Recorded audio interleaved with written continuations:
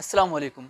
अच्छा यार, आज की वीडियो में जिस टॉपिक में मैंने बात करनी है ना, जिन बंदों से रिलेटेड वो टॉपिक है, मुझे समझ नहीं आ रहा कि इस टॉपिक में मैं बात करूँ या उन बंदों पे लानतें पाऊँ, क्योंकि बात ही कुछ ऐसी है। अच्छा, तो आज की वीडियो में हम बात करेंगे कि 14 अगस्त वाले दिन एक इंसिडेंट हुआ था आयशा अकरम का मीनार पाकिस्तान के मकाम पर। उस टॉपिक पे हम बात करेंगे थोड़ी-सी, क्योंकि उसमें कुछ पेशरफ़्त हुई हैं और कुछ इंकशाफ़ात भी हुए हैं, उसके बारे में बात करेंगे। एक लड़की मीनार पाकिस्तान पे जाती है, उधर उसके काफ़ी ज़्यादा फ़ैन आए होते हैं, फ़ैन्स को फ्लाइंग किसेस कर रही होती है, और फिर तो आपको पता ही है पाकिस्तानी फ़ैन्स का कि ये कितने क्रेज़ी फ़ैन है, ये कुछ ना ज़्यादा ही करीब आ जाते हैं अपने स्टार्स के, तो वही हुआ उसके साथ भी। अच्छा, एक प्री प्लान वाक़या था, और जो हुआ 14 अगस्त को, एक मीनार पाकिस्तान हमारी एक तारीख़ी जगह है यार, उस पे इस तरह की हरकतें नहीं होनी चाहिए, लेकिन ये हरकत हो गई। मैं फिर भी चुप रहा, मैंने कुछ नहीं कहा। उसके बाद वो लड़की एफआईआर दर्ज नहीं करवाती 2 से 3 दिन। अब वो एफआईआर क्यों दर्ज नहीं करवाती? मैंने ये रीज़न भी जानने की कोशिश नहीं की, मैं इस पे भी चुप रहा। इसके अलावा जब वो एफआईआर दर्ज करवाती है तो उस पे गलत एड्रेस लिखवाती है, मैं फिर भी चुप रहा। अच्छा, एक बात तो मैं भूल ही गया, इंसिडेंट के अगले ही दिन एफआईआर दर्ज करवाने से पहले और इस वाक़ये के अगले ही दिन वो लड़की अपनी पिक्स अपलोड कर रही है अपने सोशल मीडिया अकाउंट पे, मैं फिर भी चुप रहा। इसके बाद 2 दुखी लोग आके उसको दिलासा देते हैं। एक तो यहाँ तक कह देता है कि अल्लाह ताला का शुक्र है कि अल्लाह ताला ने मुझे बेटी नहीं दी। ये 2 दुखी लोग भी आप इनको जानते ही होंगे। इन 2 दुखी लोगों ने जब इतनी ज़्यादा बातें की और उससे इज़हार हमदर्दी की, तो मैं फिर भी चुप रहा। इसके बाद एक इंटरव्यू होने से पहले वो लड़की कान में सरगोशियाँ कर रही है अपने उस भाईनुमा बॉयफ्रेंड के साथ कि रैम्बो, जो-जो हो रहा है सारा कुछ रिकॉर्ड कर लेना। मैंने ये वीडियो देखने के बाद भी खामोशी जारी रखी, मैंने फिर भी कुछ नहीं कहा। वैसे यार, शर्म नाम की कोई चीज़ होनी चाहिए। एक वो लड़का जो आपके बॉयफ्रेंड का भी, हस्बैंड का भी सारे काम आपके कर रहा है, उसको आप चलें ठीक है, आप भाई कह रहे हो, अवाम के सामने तो भाई कहना है ठीक है, वो सारे काम कर रहे हैं यार, उस पे शर्म आनी चाहिए आपको। इस तरह के इल्ज़ाम लगाते हो कि वो ब्लैकमेल कर रहा है। अभी ये सुनने में आ रहा है कि रैम्बो के पास आयशा अकरम की कुछ वीडियोज़ हैं या तस्वीर हैं, उनको रैम्बो इसको सेंड करके ब्लैकमेल करने की कोशिश कर रहा है। तो मेरा ख़्याल है कि यार, इसको वीडियो और तस्वीर देने से पहले सोचना चाहिए था ना कि ये रैम्बो, इसका कोई हस्बैंड तो नहीं है ना जिसको वो इस तरह की तस्वीरें दे रही है। पप्पियों और जप्पियों की वीडियोज़ तुम लोगों की वायरल हो रही होती हैं, और अब तुम कह रही हो कि रैम्बो तुम्हें ब्लैकमेल कर रहा है, तो उसका बनता है ब्लैकमेल करना। मेरे सुनने में आ रहा है कि इनकी कोई कॉल भी लीक हुई है जिसमें ये लोग डील कर रहे हैं कि जो लोग पकड़े गए हैं उनमें से फ़ी बंदा कोई 5-5 लाख रुपए लेने हैं।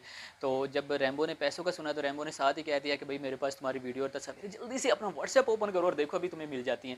और फिर ऐसा ही हुआ, और उसने कहा था कि ठीक है, तुम जहाँ चाहो अपलोड कर दो। यार, जो लड़की एक इतना बड़ा इंसिडेंट हुआ है उसके साथ, उससे गुजर कर आ रही है, उसको क्या फ़र्क पड़ता है कि उसकी तस्वीर या वीडियो कहीं पे वायरल हो जाए चाहे। तो इसने टक से कॉल बंद की है और फ़ौरन ही रैम्बो पे एफआईआर दर्ज करवा दी है कि जो वाक़या हुआ था उसमें रैम्बो भी रिस्पॉन्सिबल था। तो मेरा ख्याल है उधर रैम्बो ने इसको पीछे से जप्फी डाली हुई थी और ये कोशिश कर रहा था कि लोगों से आयशा अकरम को बचा ले। अब पता नहीं ये इसको बचाने में कामयाब हुआ भी था या नहीं, लेकिन जो इसका हाल हुआ था मुझे लग नहीं रहा कि रैम्बो इसको बचा पाया था, लेकिन उसने जप्फी पा के फुल कोशिश की हुई थी कि वो किसी तरह इसको बचा ले। वैसे यार, बचाने की उस कोशिश में मेरा ख्याल है रैम्बो ने अपनी जान की बाजी लगाई थी, और जो बंदा जान की बाजी लगा के आपको बचाने की कोशिश कर रहा है, ठीक है, चाहे उसने जप्फी डाल के बचाने की कोशिश की थी, लेकिन कोशिश तो की थी ना, तो उसका थोड़ा सा तो एहसानमंद होना चाहिए था। और ठीक है, अगर वो ब्लैकमेल कर भी रहा है तो अब आप ब्लैकमेल हो जाएं, लेकिन उस पर यार एफआईआर दर्ज नहीं करवानी चाहिए थी, थोड़ा सा प्रयास करना चाहिए था ना उसका। और रैम्बो साले, तू क्या समझ रहा था मैं तेरे फेवर में बोलने लगा हूँ? नहीं नहीं, बिल्कुल भी नहीं, मैं तेरे फेवर में भी नहीं बोली, तू भी पूरा कमीना है, तूने भी साले पूरे मजे किए हैं उसके साथ। नहीं तो जब ये 5-5 लाख रुपए की बात हो रही थी तो तब सोया हुआ था, तब तूने क्यों नहीं आवाम को बताया कि 5-5 लाख रुपए की डील कर रही है, इसका कोई प्री प्लान था। अब रैम्बो साहब ने यह भी बताया कि इसका प्री प्लान था, इसके साथ किसी और लड़के ने आना था, लेकिन उसके पता नहीं भाई की डेथ हो गई थी तो वो नहीं आया, उसकी जगह पे इसने रिप्लेस किया है रैम्बो को, और रैम्बो ने फिर पूरे शशके किए हैं उधर। अभी जब रैम्बो के ऊपर आई है ना, जब सलाखों के पीछे गया है, तब उसको अकल आई है, तब उसने जो इनके सीक्रेट्स थे वो रिवील करना शुरू किए हैं। तो मेरा ख्याल है इसको पहले करने चाहिए थे, क्योंकि उसको पता तो पहले भी था कि ये क्या चल रहा है सब कुछ। तब तो तू बड़ा मजे ले लेके उसकी वीडियो, रैम्बो रैम्बो, अब क्या हुआ है तुझे? वैसे इन दोनों की वीडियोस देख के ना, कंटेंट तो इनका जितना बकवास किस्म का होता था वो आपके सामने ही है, लेकिन मैंने इनसे कुछ ना कुछ ज़रूर सीखा है। और अब मैंने सोचा कि मैंने बगैर किराए के सफ़र करना है, और जब कोई भी मुझसे रेंट पूछेगा तो मैंने उसको कहना है रैम्बो। इसके अलावा जब बाइक पे जाते हुए मेरी बाइक का पेट्रोल ख़त्म हो जाएगा या बाइक में कोई ख़राबी हो जाएगी या पंक्चर वगैरह हो जाएगी, तो मैं किसी को हाथ दूंगा, अगर वो नहीं रुकेगा तो मैंने उसको कहना है रैम्बो। और इसके अलावा मैंने सोचा, अगर मैं जॉब से कभी लेट हो गया और उधर सुपरवाइज़र ने मुझसे पूछा कि जॉब से लेट क्यों हुए, तो मैंने उसको कहना है रैम्बो।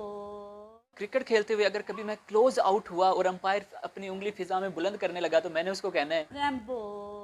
खैर, इनकी और भी बहुत सी वीडियोस हैं भाई बहन की आड़ में, जो जो काम इन लोगों ने किए हैं ना, जो कपल वीडियोस इन लोगों ने बनाई हैं, पपियाँ और जप्पियाँ इन लोगों ने पाई हैं, मेरा ख्याल है भाई और बहन बनकर वो दुनिया में किसी ने भी नहीं किए होंगे। अगर इस वाक़े को सीरियस नोट से देखा जाए तो मेरा ख्याल है यार, इस चीज़ को अब ख़त्म करना चाहिए।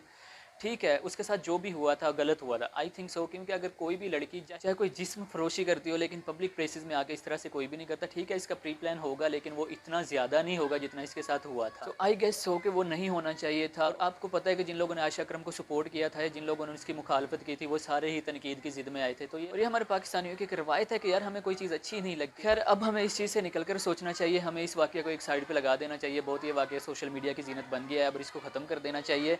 इस्लाम हमें औरत की इज़्ज़त करना सिखाता है। इस्लाम में बहुत अज़मत है औरत की। हमारे नबी पाक सल्लल्लाहु ताला अलैहि वसल्लम ने औरत की इज़्ज़त करके हमें दिखाई, क्योंकि जब फ़ातिमा आती थी तो आप सल्लल्लाहु अलैहि वसल्लम खड़े हो जाते थे। तो इससे बड़ी औरत की इज़्ज़त और क्या हो सकती है कि दो जहानों के आका खड़े हो रहे हैं एक औरत की आमद में। चाहे उनकी बेटी ही थी, लेकिन फिर भी उन्होंने लेसन दिया था कि औरत की इज़्ज़त करनी है।